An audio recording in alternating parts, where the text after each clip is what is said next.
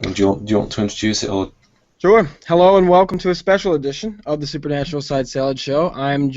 Me and Quantum today are joined by a guest who has joined us to discuss, or perhaps even debate, the rather large issue of feminism and gender politics. This, to my understanding, began during an exchange via Twitter and is carried over into a live discussion here, which we are going to continue at the moment. The discussion will be a non-Socratic debate, loosely loosely informal, and I think we can begin by sort of if you could, for us both, elaborate on where you guys disagreed and how this discussion began via Twitter. Do you want to start, or is your show? I don't. You can start if you want. The initial argument came from I had read that Google was making a change, or considering making a change, to how they to how information is I guess put forward through their searches. They were saying, you know what, maybe it's not a bad idea if we actually use accuracy in information and give it a higher relevancy in searches, as opposed to just doing it according to what gets the most hits. And I had made the casual comment that certain people or channels or groups might be disappointed with that. Among my listed, I listed creationism, I listed Thunderfoot, and you took exception to that. You were most put out, it seemed, by that, and it generated from there into a discussion on feminism and the men's rights movement. And at that point, I suggested, well, rather than continuing to fight about this in the limited format that is Twitter, where it's very easy to have misunderstandings because you try to put everything in as concise a way as possible, but as a result you tend to generalize. It might be better if we moved it to some other format, which is how this came about, for those who are listening and wondering. Well, that's certainly admirable. Quantum, is that your understanding? What was your position on that topic that began the initial discussion? If you could elaborate.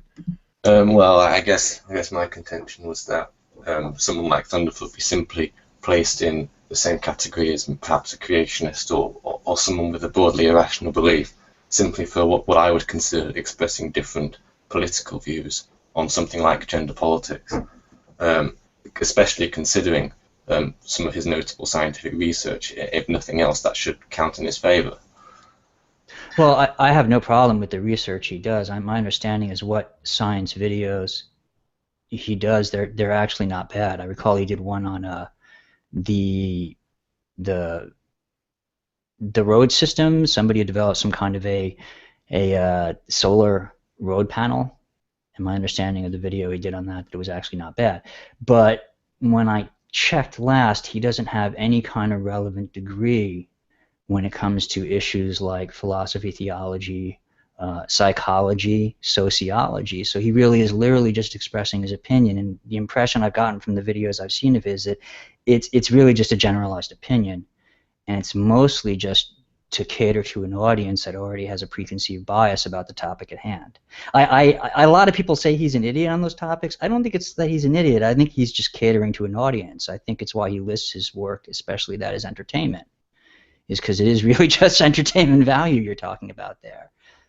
He doesn't get in depth on any of these topics at all. That was what I was actually talking about. I was talking about there's a kind of propaganda-esque kind of feel to the videos he does on gender issues, more so than anything else. That is reminiscent of that. I'm sorry, you go ahead. Yeah. So I just find it difficult to know when to bring up a contention. Yeah. But the thing that the problem I have here is that you say that he doesn't have a degree in various things. I don't want, by the way, I don't want this conversation to be purely about Thunderfoot. I'm trying to broaden it out. No, of course not. We'll move away from that quickly. I don't think he's actually that important in discussion. But I think this is an important point to touch on. I mean, for instance, I spend a lot of time correcting climate change denialists on their rudimentary errors. And the way I think this works is I have a certain amount of basal knowledge of climate science, for instance. It's not enough for me to do original research in the subject, but it's enough to correct people that know less than I do about the subject. So I don't think it's necessary to obtain a high level of education if all you're merely doing is correcting people that are more ignorant about the subject than you are yourself. So this is why on YouTube atheists are able to criticize people like creationists or indeed climate change deniers. They're those sorts of people without having degrees in theology or physics or whatever the relevant subject would be, because these people will actually know less than you would. Now, I'd agree with that, but what you're saying there, the one caveat I'd put to that, though, is the examples he's putting forward, and this isn't just him, by the way, now we're kind of moving away from him, but a lot of the examples that are being put forward as representative of feminism, I find they're not very representative.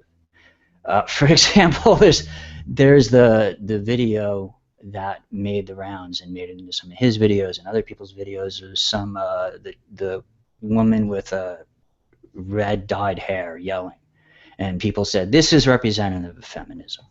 Or they'll even say, and I'm just like, okay, well, who is she? What has she done? Oh, she's just some random woman yelling on the street. Well, I don't know how that exactly is representative of a number of centuries of of a movement like feminism. It's not really a fair comparison. Even when people, for example, mention Anita Sarkeesian, I'm like, well, she's just one person who actually overall doesn't, until recently at least, hasn't had much impact or effect on society, so I don't see how exactly she's representative of feminism. I look at somebody, for example, like Ruth Bader Ginsburg, I see her as highly representative of feminism. This is somebody who started the ACLU's Women's Rights Project, that has done a lot of great work. And when I see people doing continual videos over and over again on feminism, and they just keep referencing these essentially low-hanging fruit people, but they leave out everything else, it's not surprising that a lot of people online are getting this incredibly skewed perspective on what feminism is. Okay, Philip, I think that's fair. So as we make the transition to talking about something like climate change, something that is objectively verifiable, now we move into something like gender politics. These are political ideologies.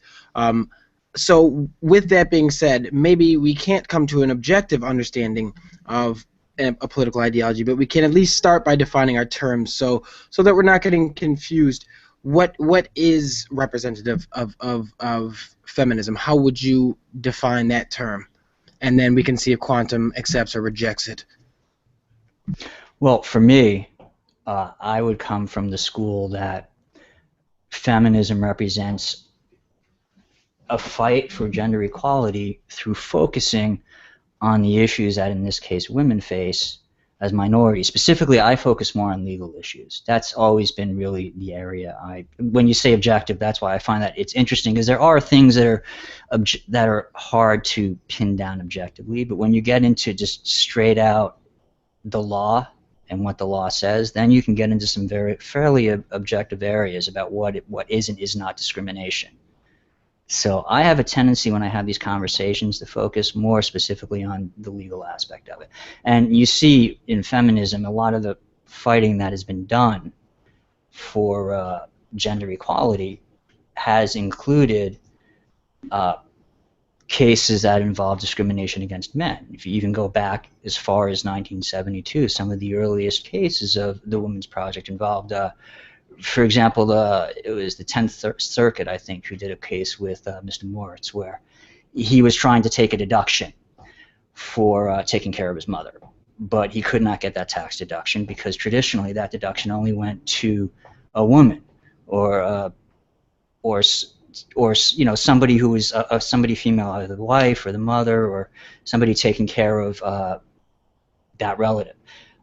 That's a case that went forward that they won, where now that deduction was no longer just given to women, but it was given to men as well. And that's a classic example of gender equality, of feminism fighting for gender equality for both men and women, and not just in looking for rights for women, but in also equaling the bar, so to speak, where, you know what, this is a case where a woman has a right that's superior to a man, and it shouldn't be that way.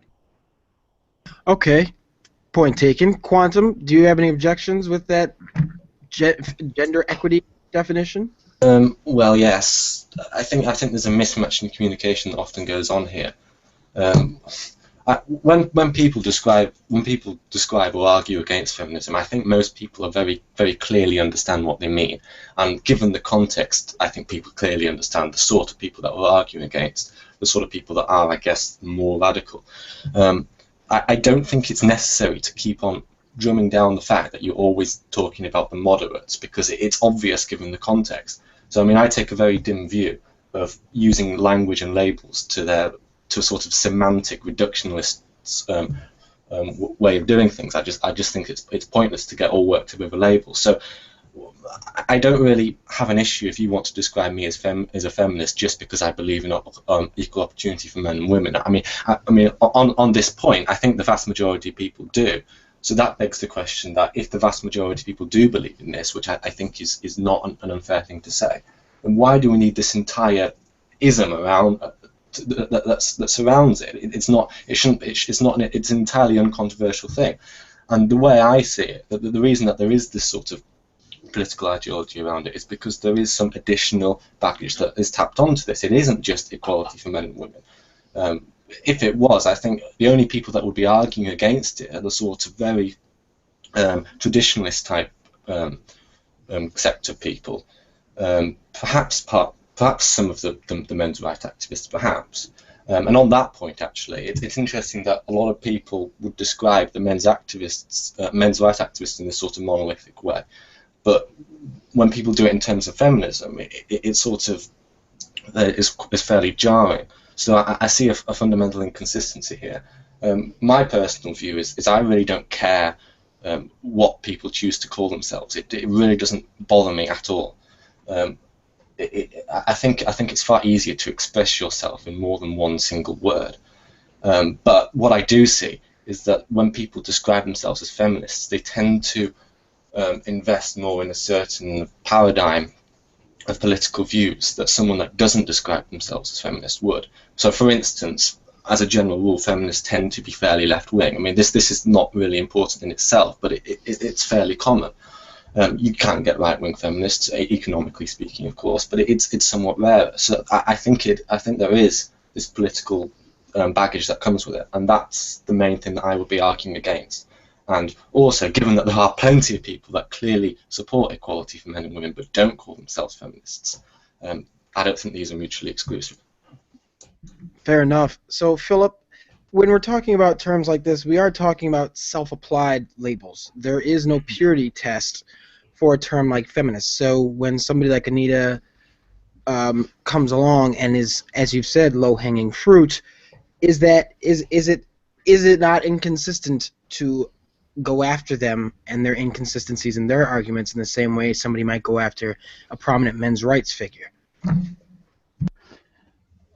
Well, in the first place, when I described her as low-hanging fruit, it wasn't so much that her ideas I think are bad. I'm only so familiar with all of her ideas. It's more that she's really just expressing opinion, is my understanding of it. I've never understood why people obsess on her so much. She does videos and does talks where she expresses her opinions about, I guess it's predominantly video games, is the genre she focuses on. And I never really understood why people were so offended. They treat her as if she's giving some kind of scientifically valid argument when she really isn't. So, but I'm sorry, could you repeat the question? I got distracted by the idea of thinking of Anita Sarkeesian as low-hanging fruit. Sure, well, perhaps allow me to rephrase it because it wasn't a very pointed question. These are self-identified, self-applied labels.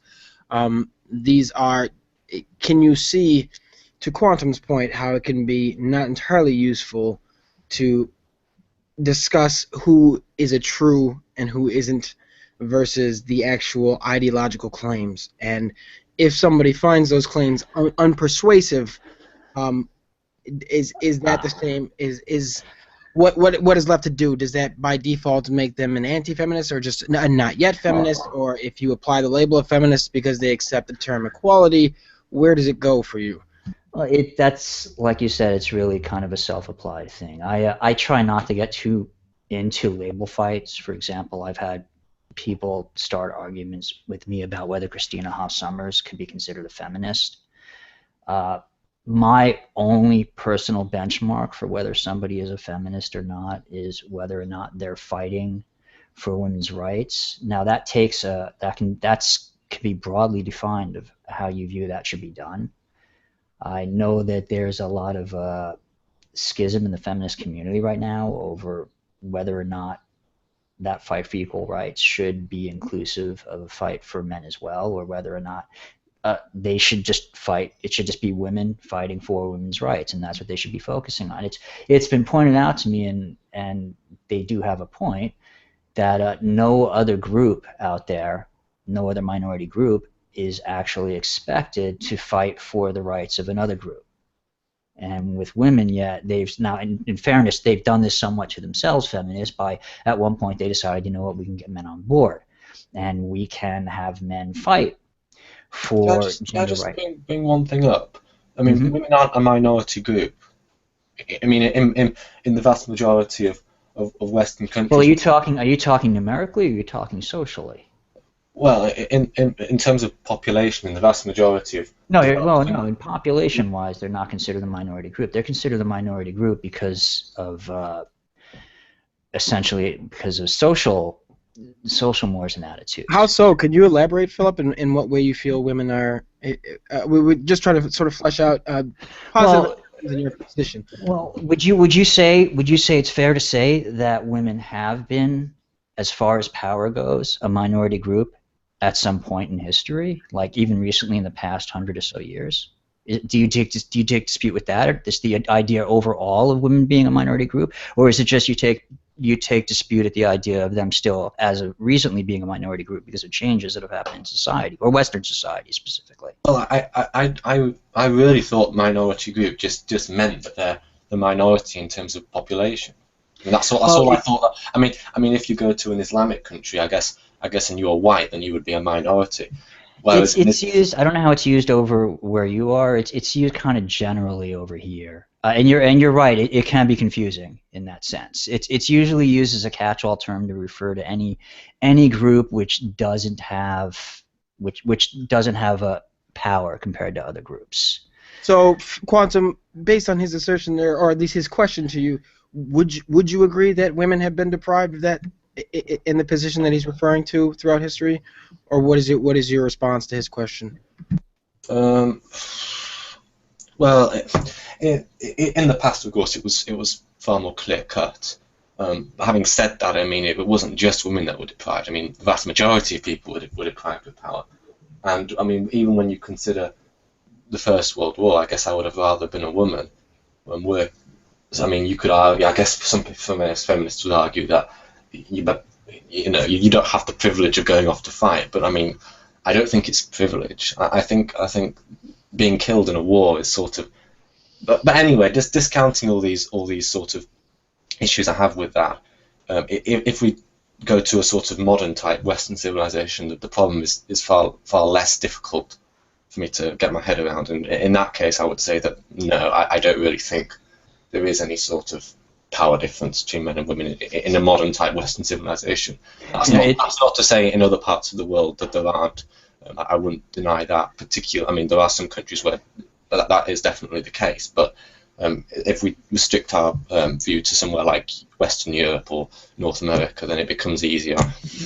So it's funny. I have to comment. It's funny that you made the statement about I don't consider it a privilege to go off to fight in a war, but consistently you see in our literature and in how our society reacts to the military that apparently there is definitely a large portion of our society that feels that way.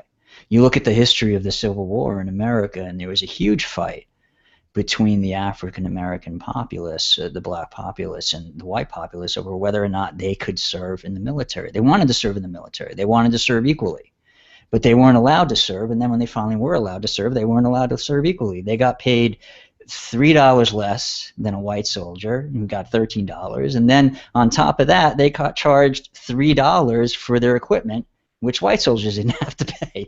So you have to wonder. I always wonder when people make that statement. It's like, yeah, I understand where you're coming from when you say that, and it's funny because for me, like I feel how you do now. I would not want to go off to fight in a war, but I was actually raised in a family that had military people in it, and when I was younger, I would have considered it something of a privilege to go off to fight in a war because that was the environment I was raised in. I was raised in an environment where it was considered not only just a duty but an honor to go and do that. I mean, in the First World War, that was very much the case. Although I would say that people were pressured to sign up, obviously. But when you did, it was considered. It was indeed considered a great honour. But by the time you got to the back end of the First World War, oh yeah, after the and case, World War after II the as case well. and stuff. Yeah, but both of them were terrible wars, and the Yeah. attrition, the human life attrition, was terrible. And it's interesting because despite that, we still have a culture, especially among men, of just viewing military service as something that's it's dying off now, I think. But until recently, we've had a culture of just considering military service to be something special and unique. I have a military coat I wear. It's an antique Navy Academy coat, and I ran into a 80-year-old woman the other day at the doctor's, and she asked me, she said, you know, that coat, that's from the Navy? And I said, yes, it is. And she says, where did you get it? And I said, my wife got it for me. And she said, oh, well, I earned mine. So, and the way she said it, it was very clear that there was this attitude of that she was proud that she had earned the right to wear the coat that she had, and she felt that I didn't necessarily have the right to wear that coat. So even to this day, we still have that attitude, and even women will express it. So I'm sorry, I had to sidebar that. I just found that's an interesting aside. So Philip, it sounds like where Quantum remains deeply unconvinced is the assertion that we can go back and forth about the past circumstances, but at present today, it doesn't seem like Western women are systematically deprived. There doesn't seem to be any systematic forces depriving women institutionally. This is where it sounds like Quantum is deeply unconvinced, and he can correct me if I'm wrong. If I am correct, what sort of instances could you give to anybody who shares that same view? Well, I look at the abortion debate in America, and that alone strikes me as a clear example of women being attempted to have them deprived of rights. Another example outside of abortion, you've been following the Walmart case, the Dukes versus Walmart case? You might not be aware of that. There was a case brought against Walmart in America by a number of women who claimed that they were being hit with unfair hiring, pay, and promotion practices. And they presented a number of examples of evidence which, if they proved to be true, would be quite compelling, that showed that they were being treated this way predominantly just for being women, with a lot of the old-fashioned kind of, you know, women should really be, you know, at home in the kitchen, and you're here, and you know you have kids, and that should be more your focus. So you shouldn't have to make as much money as a man does. Things like that, which by the way, I find it interesting that people don't believe that kind of thing happens when we have a society like an American society where about 25% of our society is still highly religious. And our society is highly driven by religion, especially when it comes to business.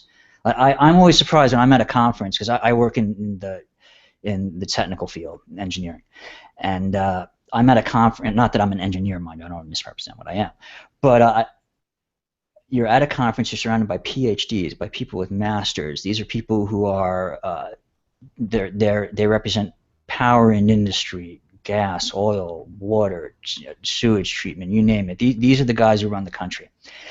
And the speaker will take a moment and pause in the middle of talking about the product or whatever it is they're talking about, and he'll take a moment to thank God. And he'll say, you know what, I want to thank God that we are here and that we have the opportunities we have to do what we are doing here today. And everybody stands up and applauds, and they applaud. And it's shocking. It's amazing to realize that this kind of religion in this country still plays such a strong part in it, in everything that happens. And I look at that and I say, how can you look at, for example, what the women of Walmart are saying is happening, and how can you say, you know what, I don't believe that's happening. I don't believe there are people who still have those old Judeo-Christian attitudes when it comes to what women and men are supposed to be and what they're supposed to do. But this case is, for me, a great example of how the anti-feminist perspective and how their worldview can be very damaging to American society, not just women, but all of our rights. Because if you follow the case, what happened is they brought a class action lawsuit, because that's what you do in that kind of circumstance when you have people from different states, different stores. And the judge, for better or worse, dismissed the case. He didn't dismiss it because he felt that the case was unwarranted. He dismissed it because he raised the specter that it's not right that people who are suffering different harms according to what they're going through should all be given an equivalent judgment. So therefore, he said the case should be broken up and they should each take the case individually to individual courts, on local each state jurisdiction. Which if you know anything about how the law works and class action lawsuits work, it's a hugely problematic to the rights of the individual in the society to stand up to large entities like somebody like Walmart, because it's very difficult to do. It's expensive. You have very little chance of success. That's an example of where the negative attitude towards feminism in our society is causing some detrimental results in individual rights. Because I have to wonder, if it wasn't a case about women's rights, would people be making more noise about this? Would they be more upset about it? Would they be saying, you know what, no, we can't have this? Well, those are two examples. I mean, I'm going to stop because I've talked for a while. So. Sure, no, I could appreciate the first example goes to a little bit more, and perhaps that's my fault for not making it point there enough again, but I'm sort of looking for, and I think Quantum might be as well, for a more systematic example. We're talking about institutional systemic forces depriving women based solely by virtue of the fact that they are women. The first one would be, if we conceded that, would be an example of a female-only deprivement of rights. Can you give other examples other than sort of? I'm not sure that I'm not saying that the Walmart example isn't valid. Just before he does, and yes, that would be one of my points. But another point that I think is quite interesting in this thing is that when you engage with a sort of feminism ideology, you very rarely hear feminists targeting things like religion, because obviously I completely agree that religion is sexist. I mean, almost all religions are sexist. Mm-hmm. And you yourself highlighted that religion was the main cause of this particular debacle. But it's something that you very rarely hear about. Instead, you hear about things like the patriarchy. What you don't hear about is the damage that religion is actually doing. So that's just an interesting point. But I think I do understand. For me, a lot of people might not know this, but I came from a conservative background, Judaic background. So I grew up going to the type of religious temple, shul, where you had the men sat on one side, the women sat on the other, and never the twain shall meet, because that's just how the religion worked. So when you have a Judaic background like that, it's extremely patriarchal. And I had the additional unique perspective where we had originally come from a reasonably conservative background, but my family, for the most part, our religion was more, not to say that we didn't believe, but it was more really of a social tool for us to get by in society. So this is back during the 1980s. You have to understand, when we had this is New York City. There was a lot of strife between the Jewish and the black community, and my family was one of the families that took part in what was considered a very mini diaspora, where they fled the city, they fled Brooklyn, and they went out to Long Island, where they formed a community there of Jews. But the problem they had was that there weren't enough Jewish people in the area of the same type of religious background to actually invest in and purchase the property and to run a temple. You had a certain number of Reform, a certain number of Conservative, a certain number of Orthodox. So they had to come up with the unique solution of sharing. So I came from a conservative background, but I got continual daily interaction with the Orthodox and the Reform, along with our conservative group, and it gave me a unique perspective on what patriarchy is. And I have to say, you're right, it's very difficult to look at our society today and see examples of any kind of widespread, systematic example of patriarchy. I think in large part, the influence it has is it's more residual. We're a very plutocratic capitalist society, and I think you see it more in how it plays out there, where you're looking for any excuse, as for example as a business owner or as somebody who has the money and the power, and you're looking for an excuse to justify what you do. You know, why you say, you know what, I want to keep what I have and I don't want other people to have more than they should have. And then all of a sudden, when you have a society where predominantly look at, for example, I hate to go back to just one example, but you look in the law, predominantly, especially when you get into the higher positions, it's predominantly white men. Women are not very represented. Yeah. And they're more represented, I have to say, than African American, which they're very not represented. And at that point, you sit there and you have people who are saying, well, they're not there because they don't want to be in those positions. And you have to say, well, can you say that about the African Americans too? Do they not want to be in positions of power? Quantum. I have to wonder if there's really any truth to that, or Quantum. maybe Quantum wanted to interject in that point. Go ahead. I'm sorry. I encourage you guys to go back and forth with each other as point by point. So, Quantum, you were not convinced of the. You said it was predominantly white men. Yeah. Well. Okay. I'm not ruling out that there is some discrimination, but the studies that I've looked at suggest that it's very, very difficult to isolate quantitatively how much there is. Because it's a quantity that's very, very difficult to measure. But what is easier to measure is you can look at other causes that are easier to measure.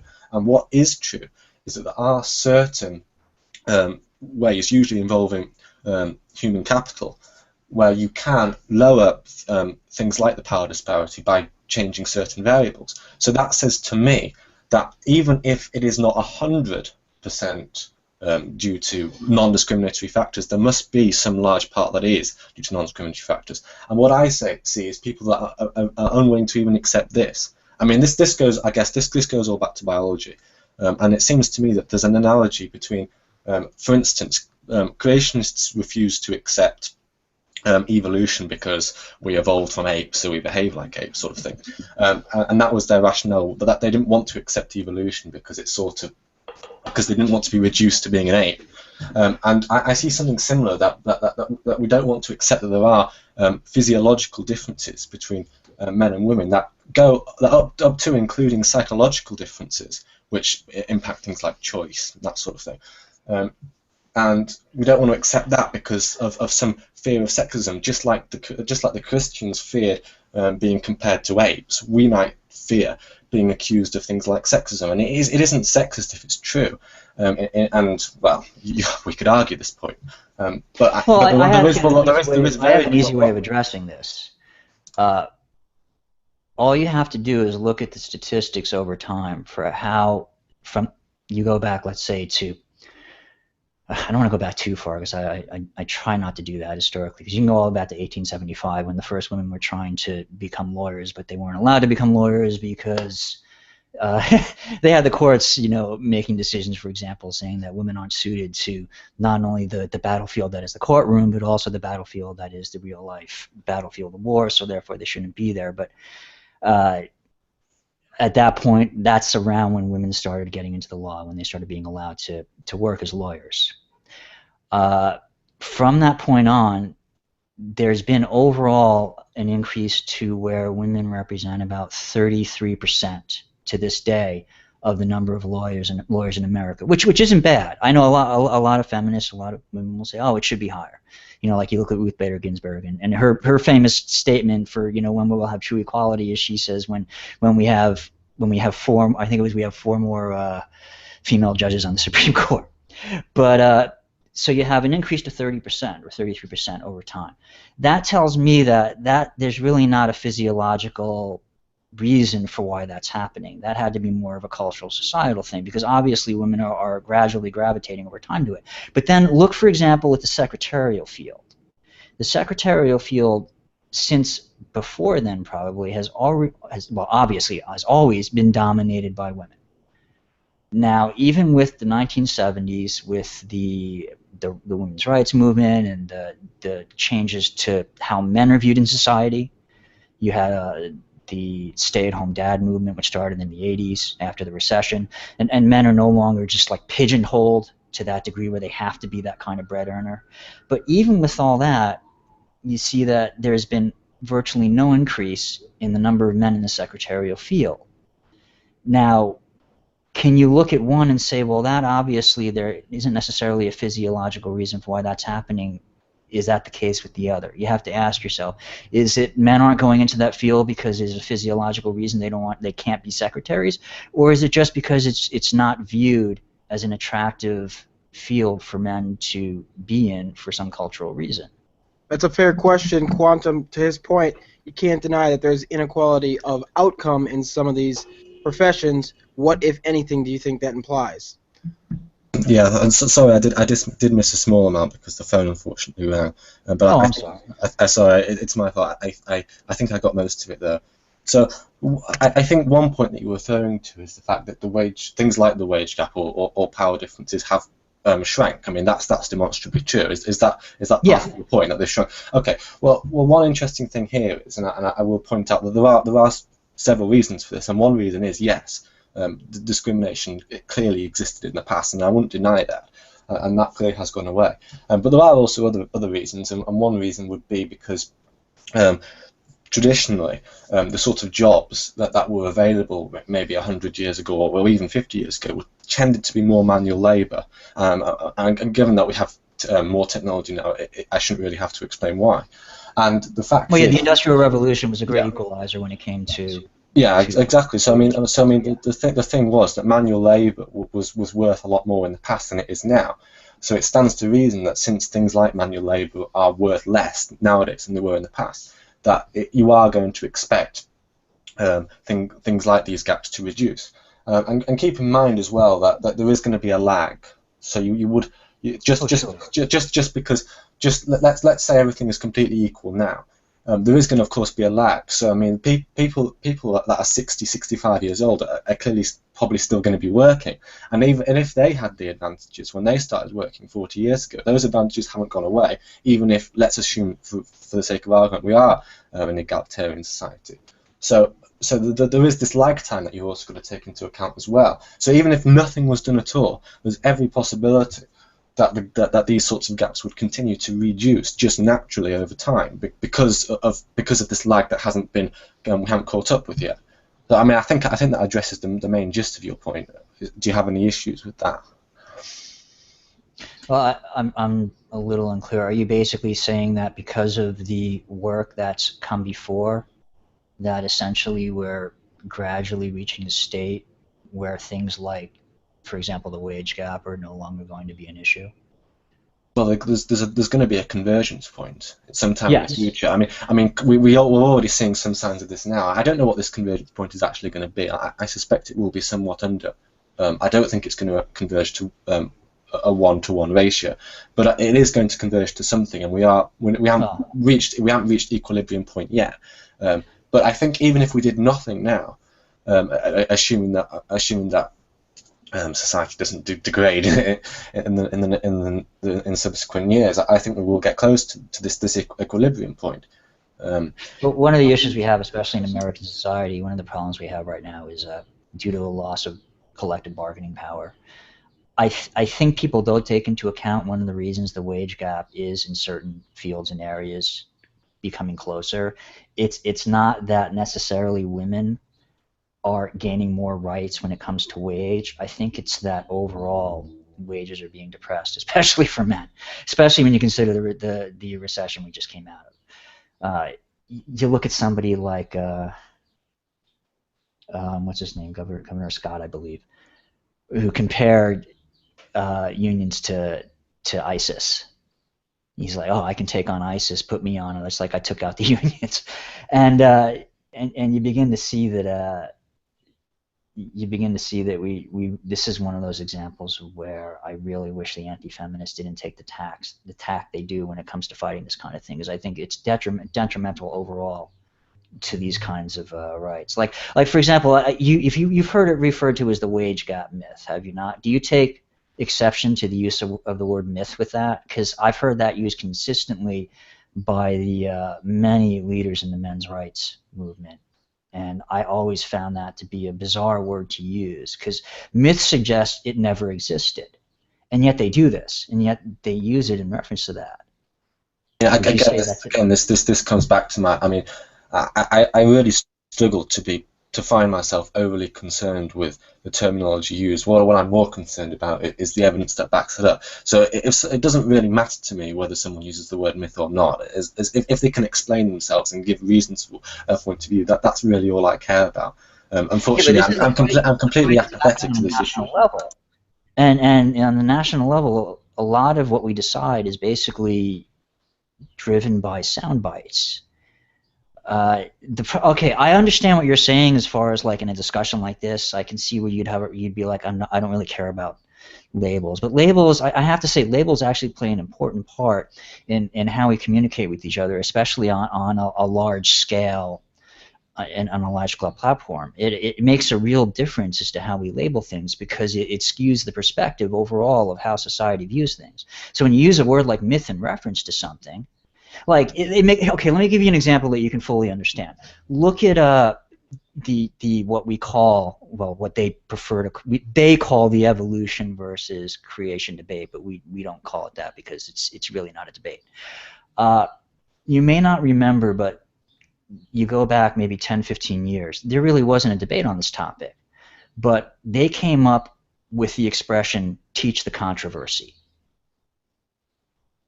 Those three words, teach the controversy, have been more detrimental and more damaging to our society and to how we fund and view science than anything else I can possibly think of that has happened. God, the only thing I can think of as a comparison is the climate change debate, which you brought up, where they've used similar tactics, where, for example, they said climate change and they put a question mark next to it in front of, climate change with a question mark, and then they put that out all over the place. That little change put through our media, throughout society on a continual basis, hammering that over and over for year after year, has created an environment where all of a sudden climate change isn't taken seriously.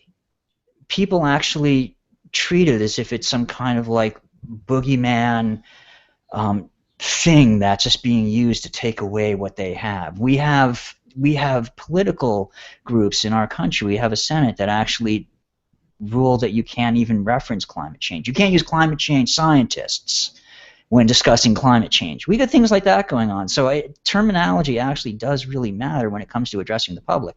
You really have to be very specific in how you say it and aware that what people say makes a real difference in what they get across. I have two points to this. Firstly, it's worth noting that this sort of thing is inevitable. I mean, political point scoring. The reason climate change denial is typically a conservative view. I mean, my politics are conservative, but obviously I'm not a climate change denier. Although, I'm sorry. What country are you from, by the way? I'm from the UK. Although it should be actually fairly interesting that I did used to be a climate change denier. So it's very true that certain forms of pseudoscience align themselves to different political views. I don't think it's a coincidence that my political view aligns itself to climate change denial, and I was once a climate change denier. So first of all, there is an inevitability about this. It doesn't matter if someone uses the term wage gap myth and then may perhaps provides a load of evidence and backs that up. That isn't going to change anything. If someone wants the wage gap to be a myth, it's going to be a myth anyway from their political standpoint. And secondly, I would like to move the sort of the kickback effect, which is fairly interesting. So one example would be the debate between the GM crew and the anti-GM crew. Okay, so in general, we can all agree that GM is a pretty positive thing, right? But there's the phenomenon that when you debate rather ferociously against people that are, for instance, very anti-GM, it can actually cause your position to change as well. You actually become more pro-GM than would be objectively reasonable. So someone arguing against anti-GM would likely, their own position would likely to become more extreme. So for instance, someone that's pro-GM would argue that there are no disadvantages of GM at all, which is false. There are some disadvantages. For instance, if they get into the natural environment, they can outcompete things that are already there. So even though GM is largely a good thing, when you argue against people that are against it, you can actually make your own position more extreme. And this is something that I do see with feminism. The feminists don't help themselves at all. The reason that there's such a kickback against it is because there's this great big bundle of irrationality on their side. So first of all, you're gonna get terms like myth used anyway. That's going to happen. But secondly, they are not helping themselves because their position is irrational. So obviously you're going to get this effect where people come in and make their own positions more extreme and use. I mean, I would, I guess, be opposed to the word myth if I really cared. Again, I don't see any help. I don't see the feminists particularly helping on this issue. What about their position as irrational quantum? Is there anything in particular? Is the whole idea flawed, or could you elaborate on that? Well, I mean, as a political ideology, we continuously see it getting more and more extreme. I mean, this is why I fail to believe that. Well, I think that's partly because of the internet. Yeah, okay, but it's not just the internet. It's getting into mainstream politics now. You can, I mean, in the UK government, you can see it all the time. Well, I mean, for instance, we have this sort of idea that you get points, you get sort of kudos for just including people that are arbitrarily of a greater diversity or something, and you can make a completely flippant remark, and you can be sacked for some sort of ism or whatever, even though the context, when looking at the context, the mark is completely non-derogatory. So, for instance, making a joke that involves skin colour, for example, would be considered much worse than calling someone an idiot to their face, and I don't quite understand that. If the joke is completely benign, it shouldn't matter whether the joke is about skin colour or not. It's just that there's sort of I don't know. I mean, this sort of hypersensitivity and overt political correctness is something that I see being paraded by these sort of feminism agenda. The sort of kickback against it doesn't exactly help either, because it does sometimes go too far the other way.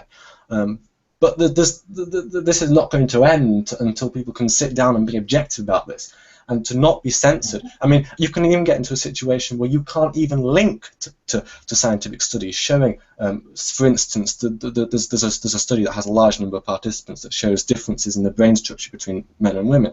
And if you were to even link to that paper, you could be even sacked for sexism or something like that. I mean, this is something that really isn't helping anyone. If we're objective and just look at the evidence clearly, I don't think there's. I think everyone would find that this whole situation becomes better. I think there's a lot of scaremongering going on here. I mean, you seem to have a different political climate in the UK than we do over here in America, where when it comes to anti-women or anti-feminist rhetoric, there's a lot of leeway given over here when it comes to that. It's why the MRAs have been so successful. Between the internet and that, they've been able to grow rapidly, basically just spouting a lot of hate. A lot of their I have to say, a lot of their positions are irrational. They have a tendency to hijack other minority issues to make them their own, so that they can promote their own agenda. In fairness to them, you have to remember they are. Can I just ask you a really brief question? Sorry for interrupting. Can I just ask you a question about the MRA? Yeah. Does the MRA have any I mean, like, I see things like the international thing for women. I mean, we have a women's MP, that sort of thing. Does the MRA actually have any sort of political power? Is there like a government body of men's rights? That's a tricky question. That's a tricky question, because initially I guess the National Coalition for Men, if you go back to I think they formed in like the late 1970s, early 80s. They've never really had any significant power, but at the same time, you're talking about American culture, American society, where men, overall, especially for, I know it'll piss a lot of people off, but white men, they haven't had a lot of issues. It wasn't until like the 90s when the entire child custody issue became kind of problematic for a small percentage of society. It really that's one of the things that I should point out for both men and women here, that a lot of the issues that come up in these areas tend to really especially impact negatively on the poor. When you talk about, for example, child custody disputes and men being put in jail for not being able to pay their child support, you tend to be predominantly talking about a poorer section of society that this is happening to. Unfortunately, over the past decade, they've actually they're starting to do some remedying of that situation, but it really does need to be worked on some more. But otherwise, the recent men's rights movement that's come about after the prior National Coalition for men's rights movement, they really don't have any political power, although it's interesting to see that a lot of what they say has been gradually making it into the right-wing mainstream media, or political sources. They're getting quoted more and more frequently. So saying they don't have power is kind of a tricky thing, because on the one hand, they're a group that traditionally in the past were considered liberal, but on the other hand, a lot of what they spout nowadays in their new incarnation is very appealing to the religious right, the conservative right in this country. So I don't think they necessarily have power exactly, but they are building a power base by saying things that appeal to those people. But I mean, okay. So if we take the US, I mean, I've been following some stories about this. Of course, you can say the same for the sort of feminist groups, and they do already have power. They have a lot of power, absolutely. Yeah, but one thing in some ways they do, in some ways they don't. I mean, one thing that struck me about America, I mean, and this is from living in the UK. I mean, I know there's obviously an issue with confirmation bias, that sort of thing. You see the things that you're more interested in.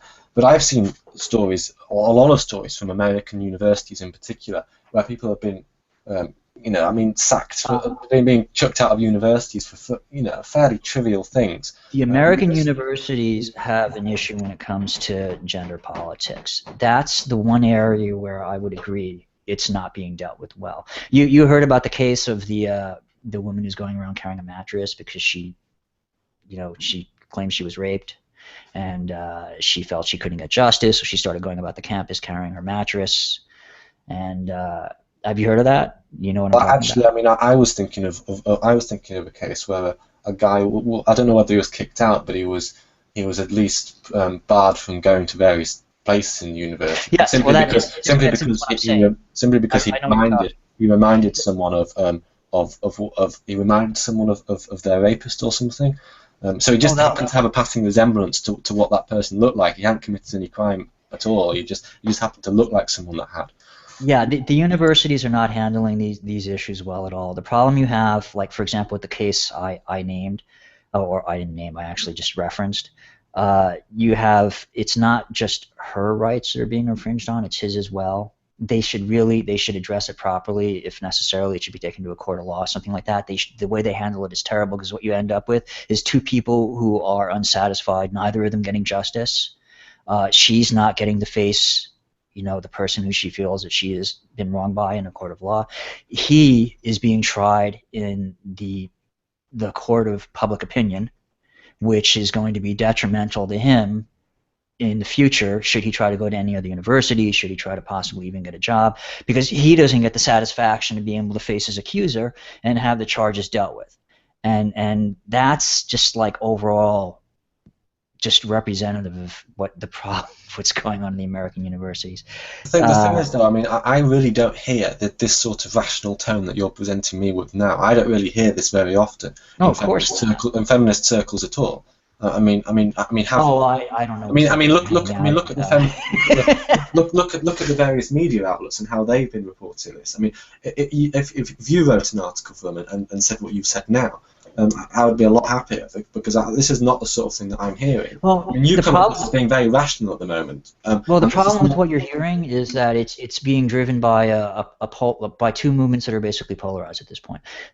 When I recall when I first came on YouTube 5 years ago, feminist issues were discussed, but they weren't really discussed with that much frequency. They didn't get that much attention.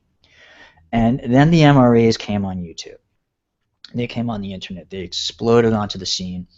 A lot of feminists tried to interact with them in a positive way. I was one of them, because I'm coming from the position of that more, I guess you would call, I hate to say old style feminist, because it makes it sound like our day is come and gone, but we're still here. We're not dead, for the love of God. It's like, we're not gone. Don't put us in the grave yet.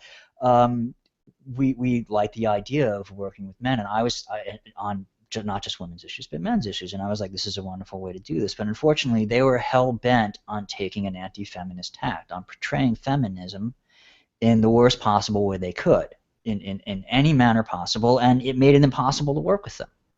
And as a result, what happened is they focused entirely on, as you would say, either low-hanging fruit or people who did things that were easy to pick out and go, look at the crazy person doing what she's doing.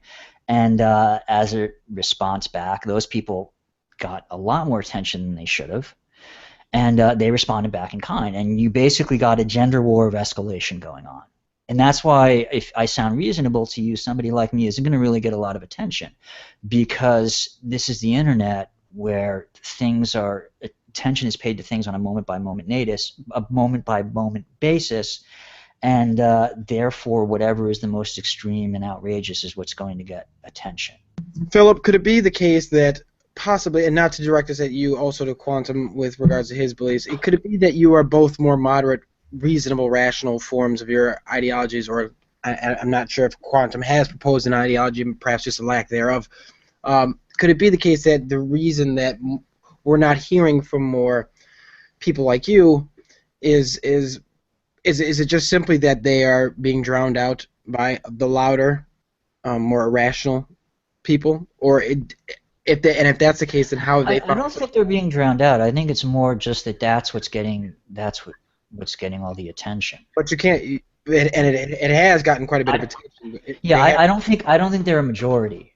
I think it's like, I remember. Okay, just to go back to do the way back machine again for memories. I don't know if you remember somebody by the name of Nuclear Knight on YouTube. This is somebody who had almost no viewership, no following. She was, I guess you would call her a radical feminist. I don't remember entirely her views. I just remember they were kind of radical. And then the YouTube content provider by the name of I believe it was The Amazing Atheist, large channel, had about 300,000 subscribers at the time. He found her and he did a video on her. This channel, this person who nobody knew anything about, nobody for the most part cared about outside of their feminist circle. She had maybe 100 subscribers. She became a Reddit internet sensation overnight. And that really that defines the story of what has happened to feminism and gender politics on the internet. It's been this continual hunt for finding anything that looks out of the ordinary and extreme and raising it up to the attention of everybody else so they can focus on it and making that appear as if it's the norm, when in fact it's not. And I've had frustrating conversations. It's why I kind of gave up on talking to people in the men's rights movement. I've had numerous frustrating conversations with them where I tried to explain this. I tried to have reasonable, rational discussions with them, but they're not interested in hearing it. Because, unfortunately, the business model they're using overall is one of, like look at their expression, fuck your shit up. That's the defining expression of like some of the major leaders of the men's rights movement right there. That's not the expression of somebody who is saying they want to have a rational, reasonable debate. It's kind of like almost like a Cy 10 Brugengate kind of thing. Because if you look at like him or Eric Hovind, what they do is they try to piss you off. They want to piss you off right out the gate so that you'll be arguing from a position of emotion so that you will not be able to logically and rationally respond to what they say. Because they know if you actually get into a rational, logical discussion with them, they'll lose. And that's the same thing that's happening here. Now I can't say if this is happening with feminists as well. I don't interact with the feminist community that much on YouTube. I have had some interaction with some of the skeptics and whatnot. They seem like decent people. They didn't strike me as extreme in any way. I was on that One Magic Sandwich show, for example, with I can't remember their names. There's a couple of the skeptics, and we had a debate about abortion. And at the time, I personally felt that she didn't present her idea as well. We talked about it afterwards, and she acknowledged that she didn't feel she didn't present her idea as well. But the problem is, like, you look at what happened afterwards, is she was portrayed as being some kind of crazy person. I don't think she was a crazy person. I just think she was caught off guard. I remember that one. I think I was actually briefly on that episode. Oh, were you? Yeah. Oh, okay. Very, very, very briefly. I came on towards the end. But what struck me there is that there were definitely two camps. But for instance, I remember. By the way, that show was instrumental in my change of position on abortion rights. I actually was in the camp with the Iron and the others with the 6 months. But after a lot of philosophical and legal inquiry after that show, it led me to the position I have now, which is an entirely rights-based position, which is it comes more from the libertarian side of my social. I mean, if we took someone from that show, like I don't know, because Thunderfoot was on that show. Yes, he was. But I remember his position was not radical in any way. He seemed to be advocating for the status quo. I think that his position would be fairly similar to mine. So where it's legal after a certain point, sorry, before a certain point, and that's I mean, you may disagree with that position yourself, but well, you're coming from the UK. You have a different level of rights when it comes to personal rights than we do here, I think. Is that correct? Could you just ask that again? The impression I get is that we have like certain aspects of our Constitution that grant certain rights that I don't know if you necessarily have it written in such a specific way in what you have. Yeah. Where for us, for example, like if I was arguing the abortion issue in another country, the arguments I present would not necessarily work because mine are fundamentally tied to the American Constitution, the 14th Amendment, the right to personal privacy that we have. And, okay, I mean, but I mean, from what I can remember, he was advocating for a UK. I mean, I don't really know what the abortion laws are in the US, but I know what they are in the UK. And they're getting worse and worse here. We're basically losing the rights. So it's. But I mean, he seemed to be advocating for a system similar to what we have in the UK. Now, I can't help thinking that there would be a different reaction, perhaps, if I presented his opinion now.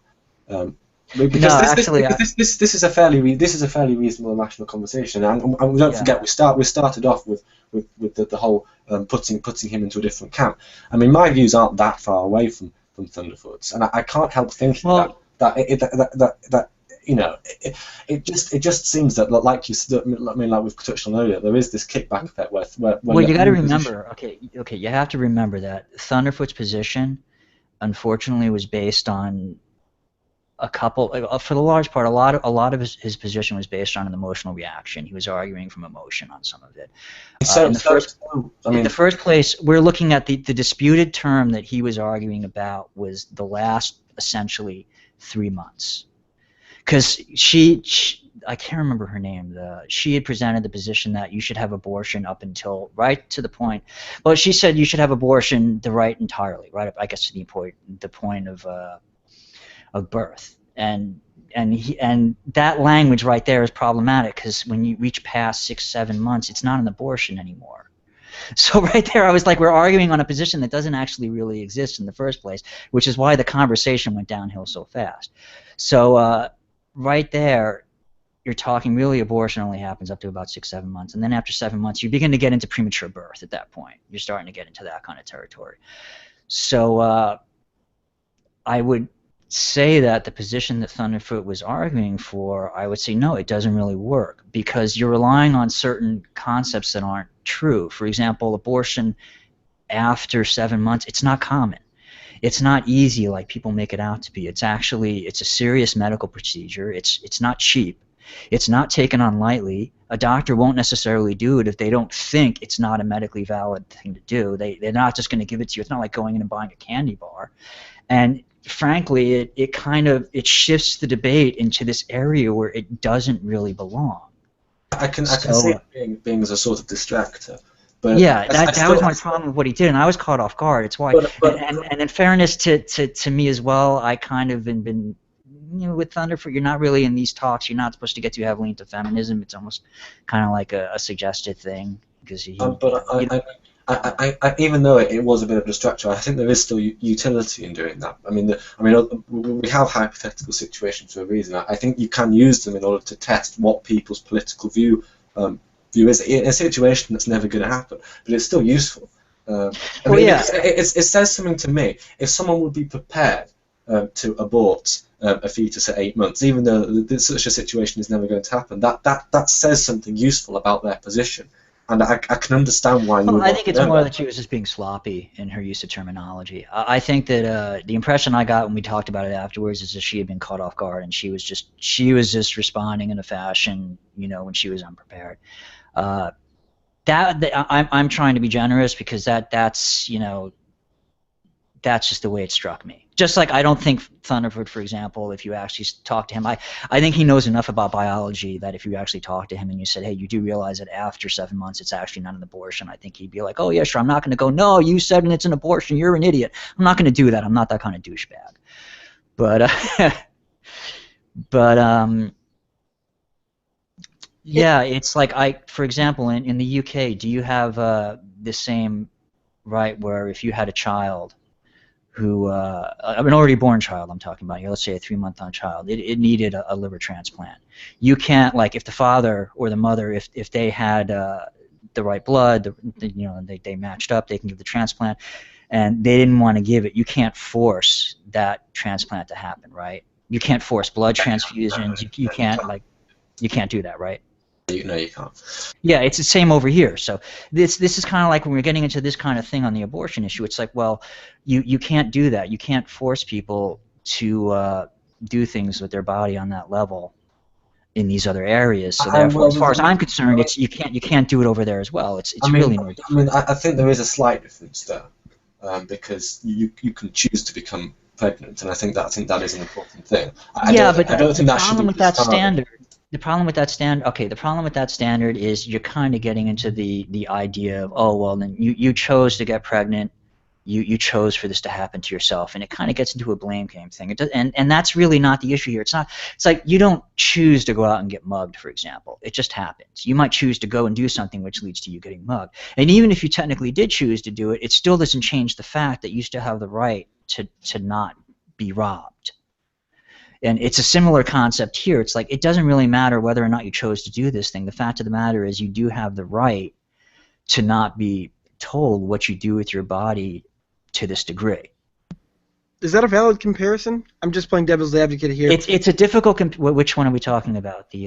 With regards to mugging and having. I don't know if it's a good comparison. I was kind of caught off guard, and I'm not sure. Well, fair enough. I prefer to stick to the medical ones, because once you go outside of the realm of medical, then all of a sudden you're getting into analogies, and I see a lot of bad analogies come up. Like once you get into areas of mugging and things like that, then you're starting to deal with the whole blame game thing, and that's the problem with doing it. Is, like you said, is that a valid comparison? I'm like, no, in a way it isn't, because choice doesn't really play into this matter as to whether or not it happening. It's basically, it's not a matter of what you chose that led up to it happening. The question is, now that it has happened, what rights do you have in that circumstance? What can the state do?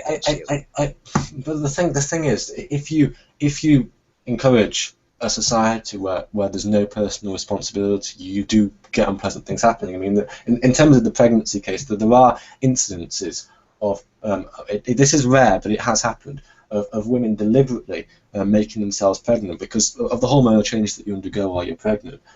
Your muscle mass tends to increase. So there are actually instances of Olympic athletes getting themselves pregnant deliberately to confer. Yeah, but these are extreme cases. You can't. They are extreme. They are extreme.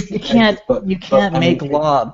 Any legislation made on extreme cases is always bad legislation. It's like the reactionary legislation we have here in the United States, where somebody gets brutally murdered, like somebody brutally murders a child. So they'll make a law where they'll do mandatory sentencing for child murders, let's say, or I don't know if this is a great example, but. And generally what happens when we do reactionary legislation in the United States, just of any kind, the end result is people end up getting harmed by it.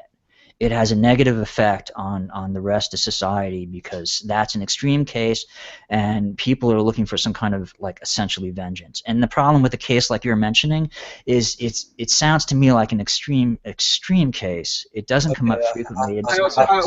I accept that, but I don't think that the concept in general is extreme. I mean, if you take the point of view of a child, and we consider a scenario where people take absolutely no responsibility for things like pregnancy, perhaps a situation where you don't even use contraception at all. How is that going to affect some of the children that inevitably grow up? I mean, they're probably going to have worse lives. What, are you talking about fetuses, or are you talking? No, I'm talking about after they're born. In this case, so I mean, I'm making a very broad general point here that in a society in general. You do want to encourage personal responsibility. You don't want to punish people for being. Well, yeah. I mean, obviously, you do punish people for being irresponsible. There are things like manslaughter, drink, and that sort of thing. But I'm not talking about punishing. I'm not talking about punishing people. I'm a little confused. I'm sorry, I'm a little confused. It sounds like you're saying that you don't want people to irresponsibly have children, which would suggest that you should actually have abortion then, because if people irresponsibly have children when they're not ready for them and they bring them into society. I think I'd like to interject here, because I think we're getting a little bit off, but I want to I think it's a good topic of discussion, and I want to sort of change the way we're looking at it. So, if we're talking about abortions, it seems like the conversation, the narrative is very much around what a woman's rights are. She has the right to abort. She has the right to a safe haven. She has the right to have it adopted. What do you, Philip, what, if anything, rights do you feel are the other partner's rights in this, whether it be another woman if they're a lesbian couple or if it's another man? What if other rights do you think the partner has? Well, you're dealing with two different situations. You're dealing with a pregnant woman, and then afterwards you're dealing with a couple, in this case, who has an already born child. For me, for example, I look at it from a straight bodily rights issue. Until the actual moment of birth, you're dealing with the woman's right to what she does with her body. After that, then you're dealing with something else. Now, we have a problem in American society where we don't really have effective social programs for doing this. Personally, my opinion is the best way to handle this is we should offer some heavy socialized programs towards taking care of unwanted children. Because the present situation we have right now it's unsatisfactory. What ends up happening is not just the men's rights are violated, but the women as well. You force two people to be in a relationship that they don't want to be in. That's actually what they're finding is the end result of forced child support. It's not just an issue of a man being forced to pay for a child he doesn't want. You're dealing with a woman who doesn't want to have anything to do with that man. Now, my solution to that would be, well, in that case, we should socialize that kind of care. It's a small portion of the population. If we can get past old stereotypes, for example, like the welfare witch, which is just one of those tiresome stereotypes, it's not really representative of the majority of the population, that would be the healthiest way for us to deal with it. But as far as rights leading up to the moment of birth, that's just a matter of that is the rights of what the mother has to do in that situation, or the woman in that case, because she's not even necessarily a mother at that point until after the birth. Quantum, this may be a question for you. There's a young woman in the chat who seems to feel like this conversation is a woman's rights issue. Would you agree with that? Is this the purview exclusively a woman's body, a woman's choice? Is that at the purview exclusively of a woman, or should the father of the child also have any say? What are your thoughts on that? I think I should just make the position clear because I've been arguing. I've been talking about responsibility in the last bit, but I am for abortion. Just to be clear about this, I don't think you should be able to abort after a certain number of weeks. But I am basically in favour of the system that we have in the UK now, albeit with perhaps more nuance. So if you come from a poor background or you don't understand what's going on, that sort of thing, you should be sympathetic towards that. And there's very little point in prosecuting people that. So just to be clear, because I think there might be this is the sort of thing where misunderstandings happen. I am actually pro abortion. With regards to whether it's a woman's right issue, basically yes. I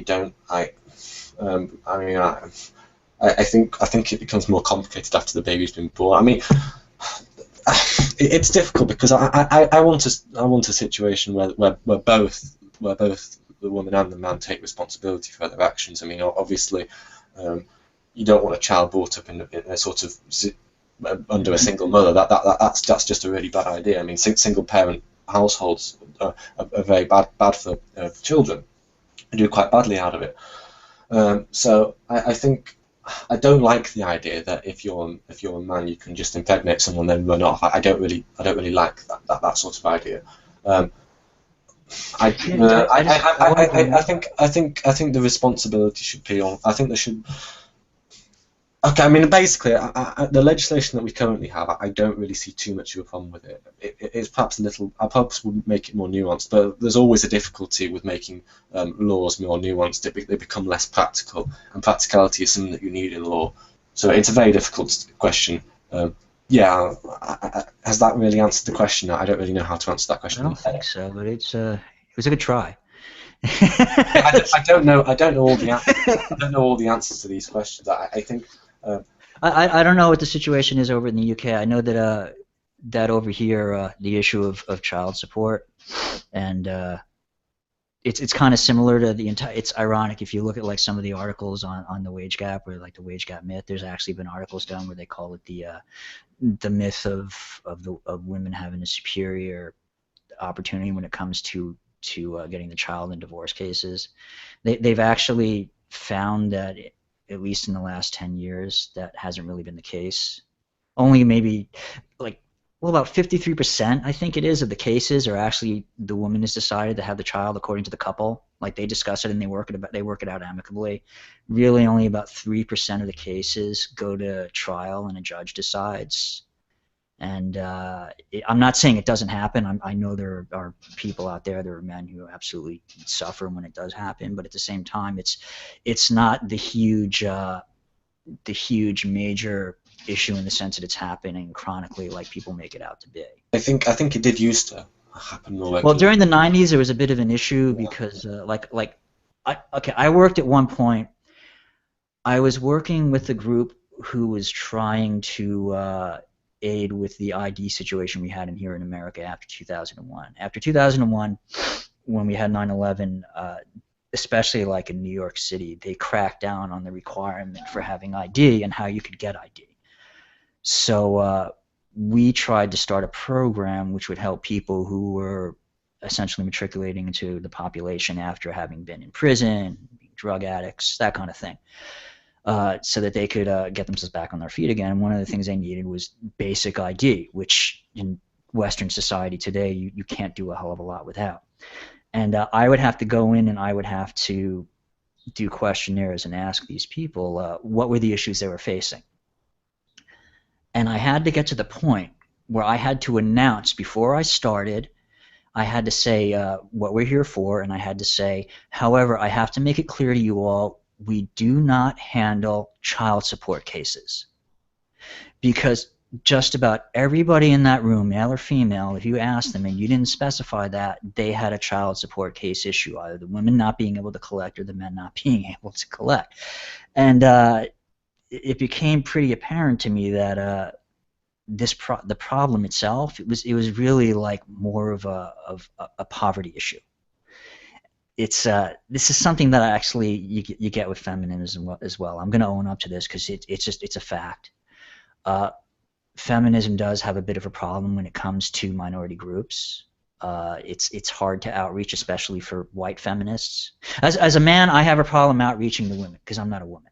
So right there, like I can argue for feminism, I can fight for the rights of women, but I can never truly understand a woman's position and what it is to be a woman in America. Well, I kind of disagree with that. I mean, my view is that it really should not matter who you are. I think actually there's sometimes something to be said from coming from a position of objectivity where you're not directly involved in the issue. I mean, there's a reason why I guess you don't want. That's not the same thing as understanding. You don't want victims of crime being able to decide the sentence. I mean, they're heavily involved in the case, so they're obviously going to be biased. I think there's actually something to be said from coming from an objective viewpoint. I mean, I never said there isn't. I'm saying, however, that you can't actually know what that group is going through. You can try to offer your support and aid, and you can even offer an objective opinion, but at the same time, you're not them. And just to be clear, because I know this is going to come back to bite me. I'm not saying the converse either. But what I am saying is I don't think you have to be in a position to understand it from a social policy point of view.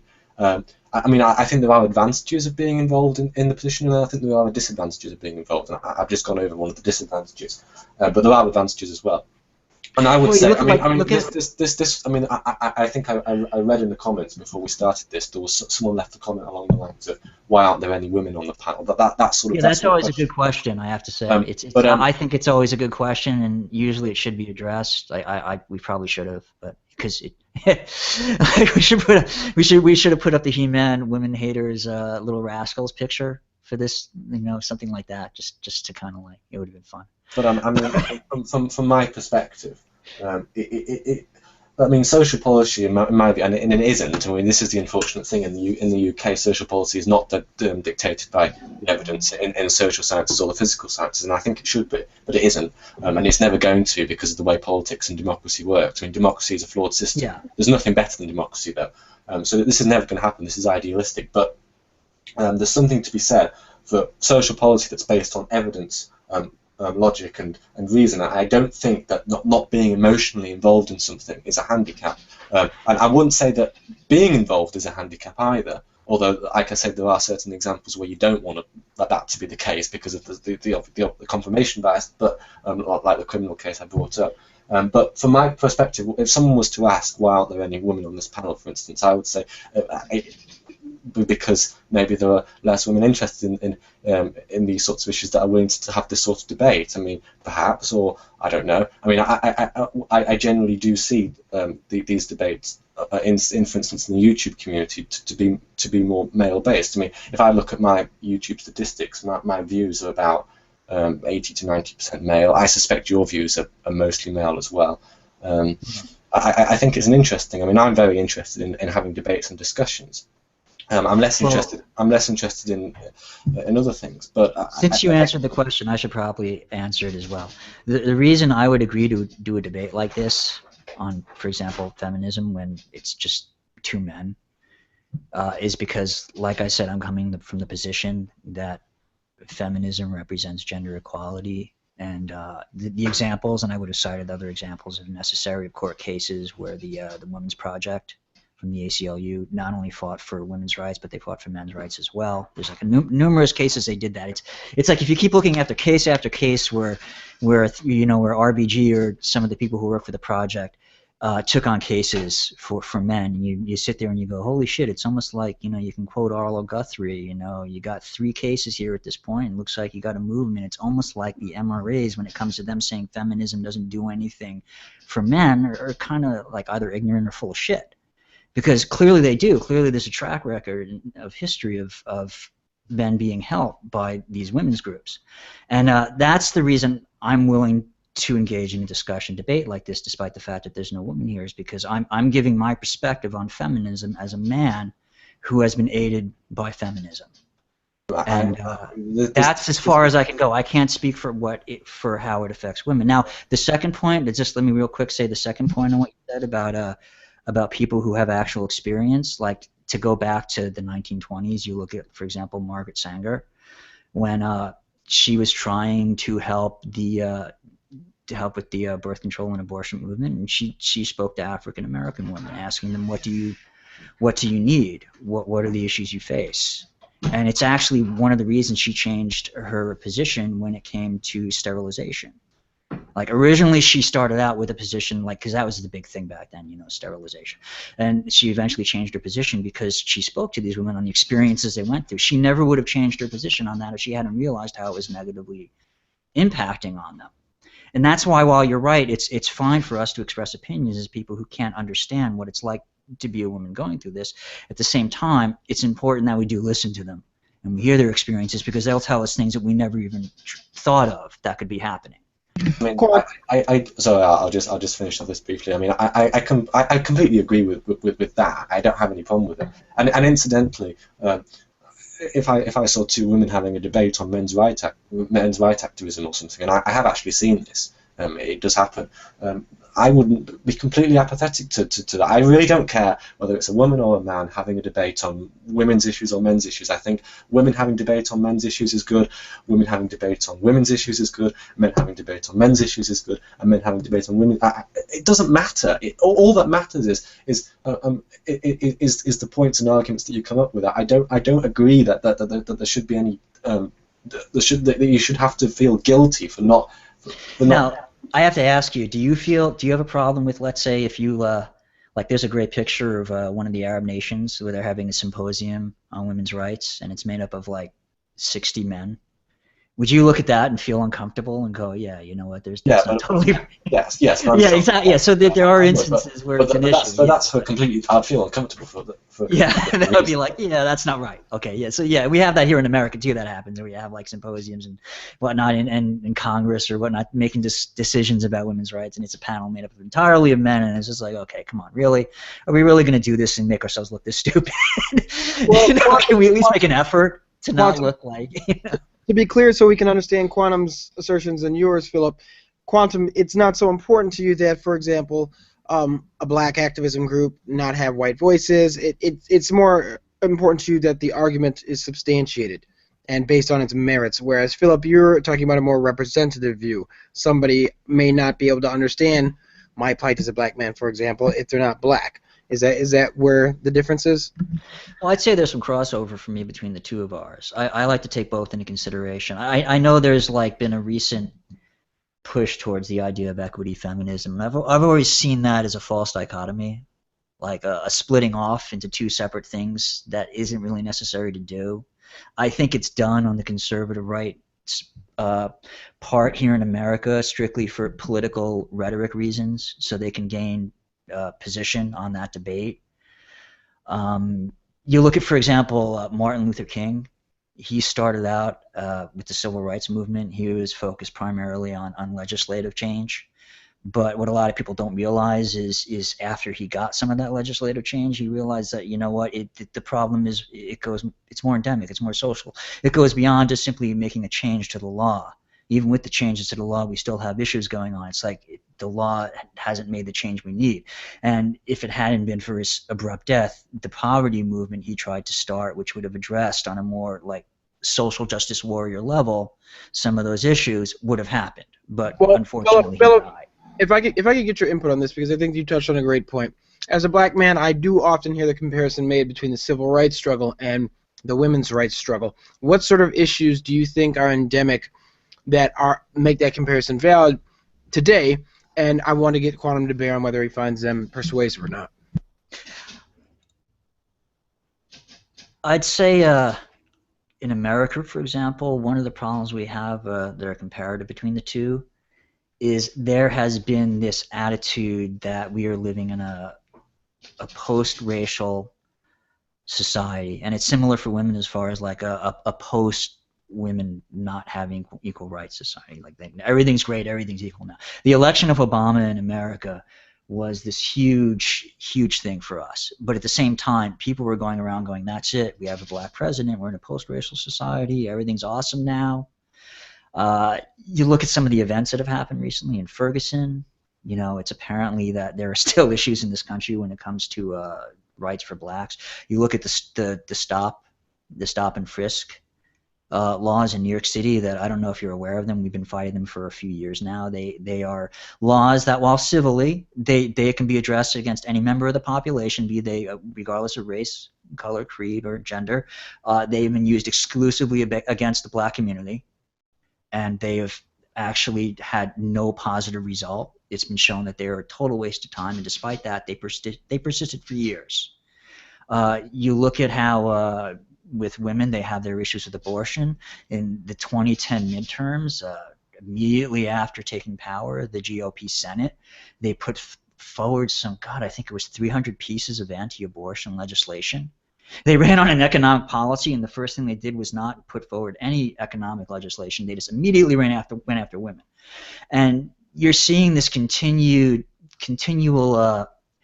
trend in our politics, in our society, where it shows that no, we're not living in a post-racial society. Are things better than they used to be 50 years ago? Sure, absolutely. But at the same time, we still have issues for both the women and for minorities, black people, Latino, be it whichever minority group you're talking about. It needs to be addressed. I think they share that in common. Point taken. Quantum, do you find that a persuasive comparison? Do you think there's systemic women hate in the same way that there's systemic race hate in our society? Well, I mean, the interesting thing about this is that the prison gap is actually bigger between the sexes than it is between black and white people. So in America... Was that America or in the UK? I'm talking about America now. Okay, yeah. I suspect it's similar in the UK. I mean, seriously, I don't really know about the race gap in the UK. But this, well, you sure? Because we have a privatized system. Is yours privatized to the extent ours is? Our prison system is not privatized, no.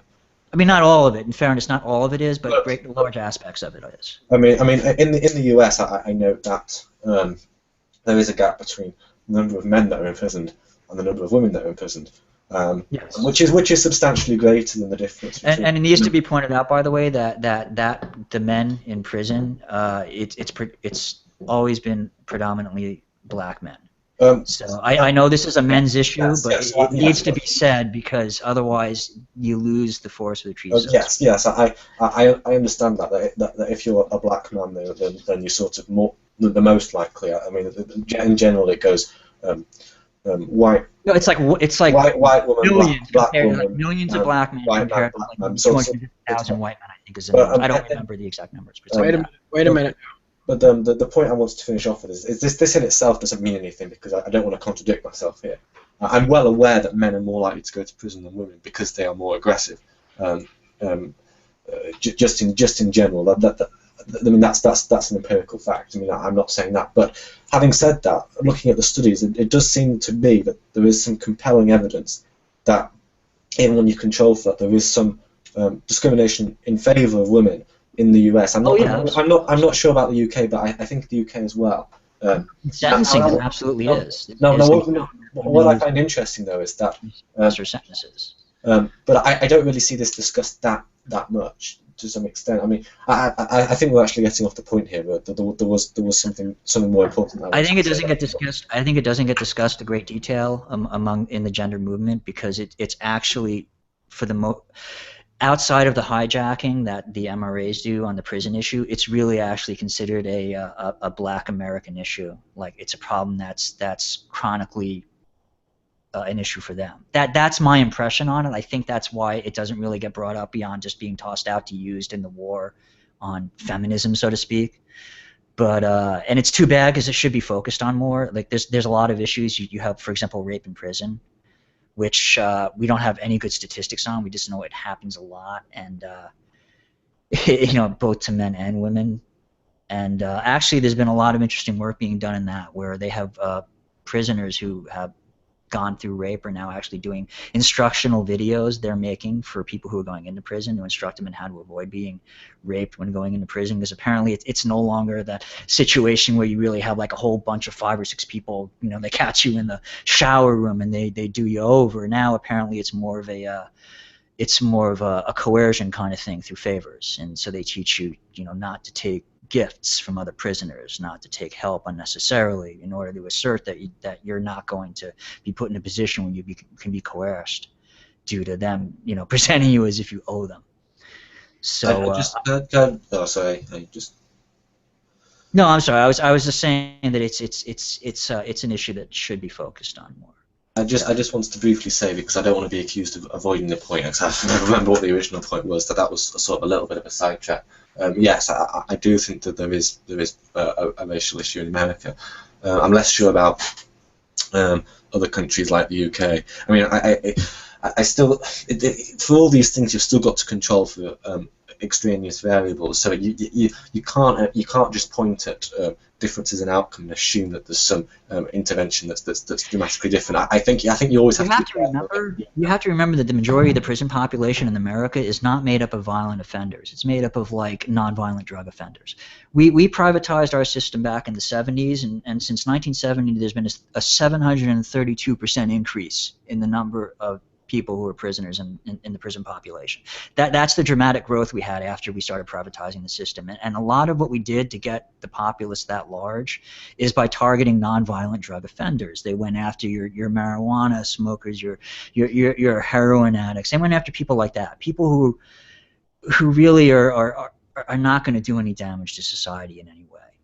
And that's been the driving force behind the prison population in America, is essentially getting them in there so they can make money off of them. It's being called the new slavery, because that's essentially what it is. It's a form of slavery where you can put people in prison and then you effectively charge them and their family for all kinds of services. Like, look at the Skype call thing they're doing right now. You're no longer allowed in some prisons to see your loved ones face to face. You have to pay $20, I think it is, for an hour, or I don't know, a minute, something outrageous, for just talk to them on Skype from a building like maybe 500 feet away.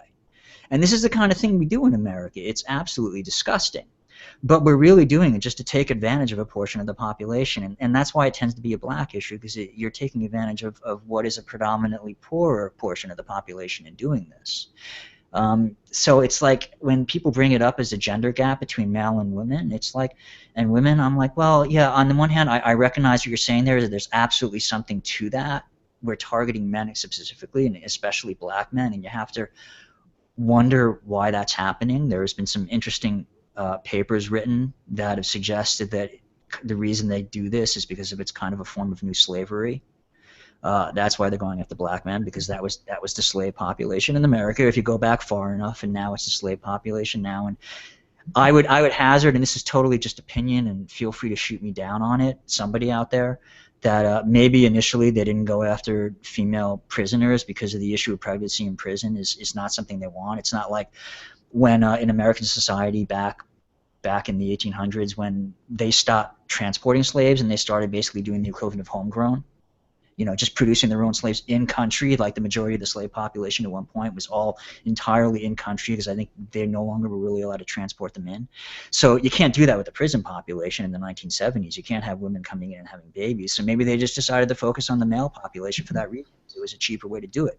You didn't have to deal with all those issues. So Philip, you'll get no arguments from me. I mean, I think we do understand that we arrest non-violent offenders in the majority. Yeah, I'm sorry, I got off topic there. I know. No, sure. I think what Quantum and other people are talking to is what's usually referred to as the sentencing discount. And yeah, there is. And you accept the argument that we're controlled for same factors when, so from conception. Oh yeah. There's even they've even done studies where they've controlled for looks, and they found that people who are more attractive actually get lesser sentences than people who are considered uglier. Wow. It's like there's a whole bunch of discriminatory things happening in sentencing that it goes beyond just gender. It's like amazing if you look into it. And when we're really not going to disagree here, because my view on the American justice system is that it's a disgrace to the world. I mean, when you consider that it's actually worse than China in terms of the number of people in prison. No, it's terrible. It's absolutely. I mean, it's a third world justice system in a first world country. I completely agree with that. If this is relevant, my view on the justice system is that we should be looking at the Nordic states as being a sort of a model for how things should be done, particularly Norway. But I think that's going a bit to the side. In general, I agree with basically all of that. I don't have any disagreements with any of that. So I guess I would just say that if you could I don't think it would be conjecture to say that if it was the other way around, and that women were preferentially imprisoned over men, it would be a feminist issue. I mean, I'm almost sure that it would be. It would be oh yeah, I see what you're saying. I mean, you cannot imagine a situation where if this was reversed, the feminists would not. It would be a constant issue that they would always be talking about. But since it's actually in this case, it's actually the men that are getting the short stick. I mean, I think the problem why it hasn't gotten a lot of attention is it has less to do with feminists not focusing on it because it's a men's issue. It has more to do with the fact that prisoners are not considered human beings in this country. But it's still. So we don't really care about them. It's but just you could say that, but then on the other hand, if you reverse the situation, this sort of logic would still not apply. It would still. I mean, if it was black women that were getting the short end of the stick rather than black men, then it would still be a feminist issue. It would be a race issue as well, but it would still be a feminist issue. I mean.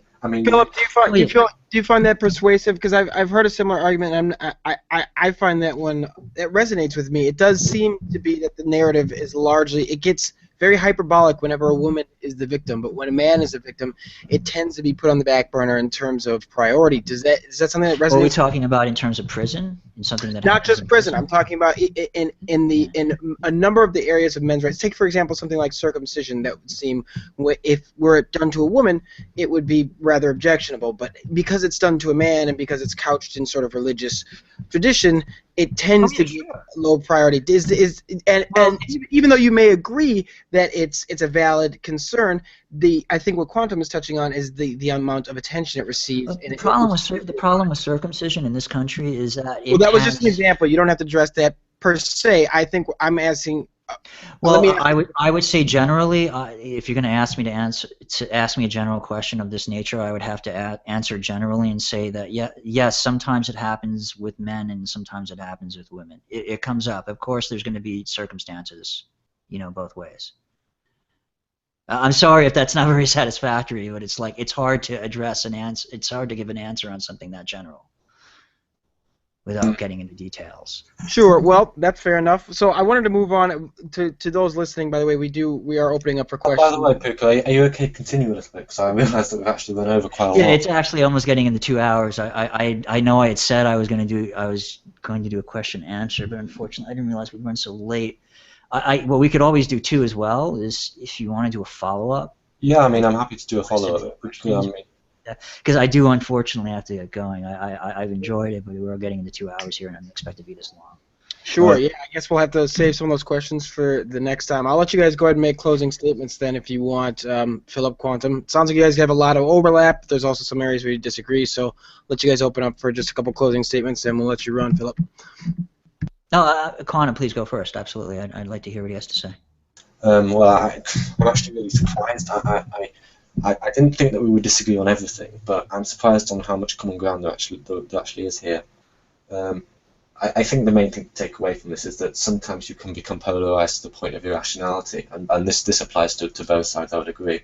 I did not expect to have this kind of conversation at all. I expected a completely different kind of conversation.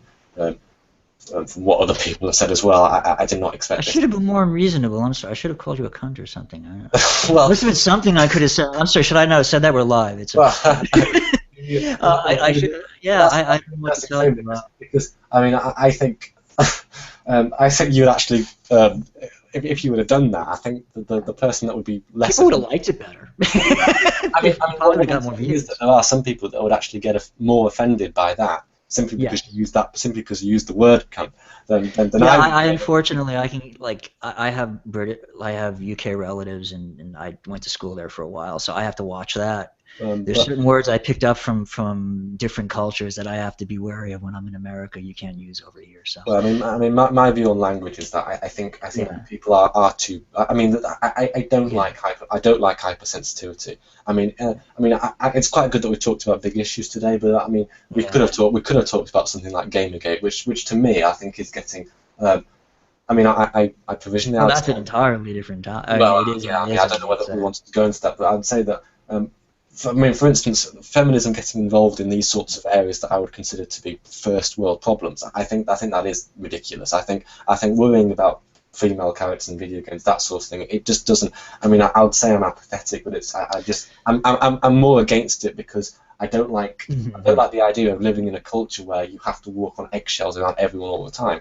I mean, I'm not going to respond to that because if I do, then we're going to be here another hour. Yeah, exactly. But there are things I could say. That sounds like a good point of contention we can pick up at a later date. Yeah, I have to say though, I mean, I don't know what to tell you as far as you not expecting the conversation we had. I do know that from the MRA community, from their leadership, there has been a continual. Very aggressive campaign to portray myself and others as unreasonable. I have to share this. It's kind of amusing.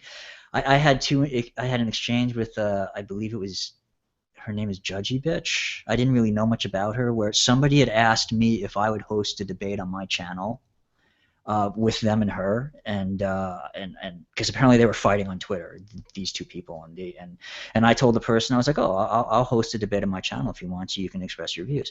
So so he was like, yeah, go check your Twitter. So I go check my Twitter, and I see this person, Judgy Bitch, is saying, well, is it true? Will you host a debate? Will you have a debate on your channel? And I said, yeah, sure. I'll do it. I have no problem with it. I'll sit there and not say anything quietly as long as you don't do something that's going to get me shut down. That's really the only rule. I was like, that's the only rule I really have is don't get me shut down. That I'm not going to allow. And then the next thing she did is she said, oh, I know who you are. I won't have anything to do with it. She started accusing me of approaching her to start trouble, essentially. And I was just like, what are you talking about? You poked me. And this is the kind of interaction I get. I had Dean Ismay, for example, from A Voice for Men. I had an exchange with C.H. Summers. I don't know if you saw the video. I found a video. And where I pointed out that there was something on A Voice for Men on the site. I said, they're not really citing you properly. It makes you look like you write for the site. And C.H. Summers said, Christine is. Yes. Okay. I actually watched that YouTube video. Yeah. Oh, you saw the video? Yeah, no, I'm sorry. So she was like, yeah, okay, I see it. She was like, yeah, I could see the basically she said the attribution is sloppy. I'll say something to them, and he had a fit. and he did what he always does in these circumstances. He accused me of being a liar, and I just finally I got fed up. I was like, I don't know what to say. You're accusing me of being a liar. You're also accusing Christina of being a liar as well, because she agreed with me. And finally, it's the only reason I did the video is because just for years they've been doing this. They've been accusing me of being crazy and irrational and a liar and whatever. So I did that just kind of as a testimony. And now when somebody says, well, they say this about you, I just link that video and I go, you know what? Watch this. Decide for yourself. I don't know what else to say to you. I don't want to fight it. I mean, it's nice to see that people like you and Christina or Summers can get on. Because yeah, I don't agree with everything she says, but I see the validity of her having a voice in the debate. Would you real quick, Philip? Would you say somebody like Christina Hoff Sommers is a feminist? She would define herself as one. Is that objectionable to you? My understanding is that she defines herself as an equity feminist, which means she focuses exclusively on the law, and that the law should represent both equally. In that sense, I have no problem with the idea of her identifying herself as a feminist. I'd have a problem with somebody like Phyllis Schlafly identifying as a feminist, a woman who is clearly an anti-feminist, clearly out of the religious right. I mean, her son Andy started Conservapedia, and she was one of the major movers who shot down the Equal Rights Amendment back in the 80s that was going to get women equally represented in the military, so we would get that not gender-specific selective service for the draft that we've been fighting for a long time, which a lot of people are opposed to. As a matter of fact, I don't know if you've been following the news, everything I said in the video back when about what has to happen to have that male-only selective service shut down or shot down has finally happened. We basically are in the process. It's actually it's the Women's Rights Project. They're responsible for that. Them and I believe it's the NWO. They brought a case with a number of females I believe it was female soldiers that finally made the Department of Defense change their position. So her, for example, Phyllis Schlafly, no, if she identifies as a feminist, I say absolutely not. No, you're not a feminist when you actively seek for an inequality in rights between men and women by keeping women out of the military and mandatory selective service. Christina Howe Sommers, no, I don't have a problem with that. I disagree with some of what she says, but that's different. All right, well, I think that is as good a place as any. Try as I might to get you guys to disagree, there is a surprisingly large amount of common ground between you, which is always a good thing to hear at the end of the day. So it sounds like we're not too far off from each other. But on that note, do you want to do maybe another one then, perhaps? Yeah, we can absolutely. Yeah, that could happen at some point. I mean, let's gotta check schedule and everything. Okay. Yeah, no, we can. I feel like I'm giving your show like a terrible ending. We should be saying something like really like with that punchy ending. But I mean, yeah, we can do this sometime. Yeah, my people talk to your people. I'm not. One reason I chose to do it on a Saturday is because I feel guilty about just dominating because my show is usually on a Sunday. So I think I don't want to. Because usually we have 5 or 6 people in, and it's like an open thing. So I don't really want to do it on a Sunday on my show. I think we can work something out. It can be worked out. We'll discuss it later. Let's not hem and haw at the end of your show and give it that fabulous ending of is this thing still on? Let's not do that. We should have done fuck it. We'll do it live right at the beginning. Yeah. All right. I'm going to let you go. It was good speaking to you. And I enjoyed being on your show. I will say, for those who remember, ladies and gentlemen, if you found any of these words upsetting, pet the cat. All right. Thank you, Philip, for joining us, Quantum. I'll let you. I think you've said your piece. Unless you have anything else to say, you could probably go ahead and end it. Yeah, I'll just stop the broadcast now. Thanks, everyone, for coming. Thank you, everybody.